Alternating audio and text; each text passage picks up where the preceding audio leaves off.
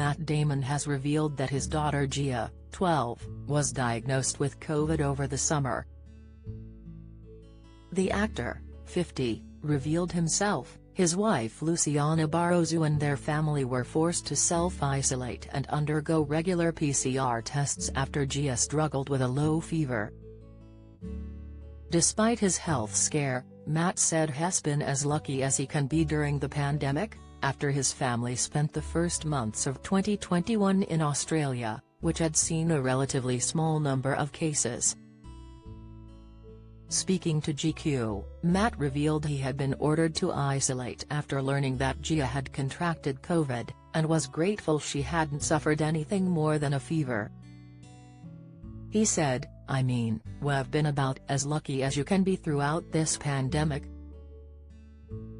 The star added that thankfully himself, his wife Luciana and their other children Isabella, 15, and Stella, 10, had tested negative. Matt added that his family had recently returned to the US after spending several months in Australia, which until recent weeks had seen a relatively low number of COVID cases. He said, "It's been a whirlwind, the relative calm of a COVID-free continent, to L. And then Frayne and then back here. And, dealing with this. It's just been a lot, like from 0 to 100 again. I was excited to kind of re-engage with the world, but I forgot how fast it moves." Last year Matt revealed that his stepdaughter Alexia had also contracted COVID-19, while he and his family were isolating in Ireland. He spoke to Graham O'Toole and Nathan O'Reilly on Ireland's Spin 103.8's Fully Charged, where he admitted COVID-19 is scary and spoke of Alexia, who is his wife Luciana's daughter from a previous relationship. Matt became stuck in Ireland where he was filming due to the travel ban, however he has likened his time in the Emerald Isle to a fairy tale. Matt, who called Alexia his daughter in the chat, said, "Our oldest daughter is in college, she's in NYC. She had COVID really early on, along with her roommates, and got through it fine. But everybody's okay. For Lucy's mum and my mum, it's scary for that generation. I think we've all got the message now, everyone's doing the isolation and social distancing and hand washing and everything we can to mitigate this, but it's frightening, certainly for our parents."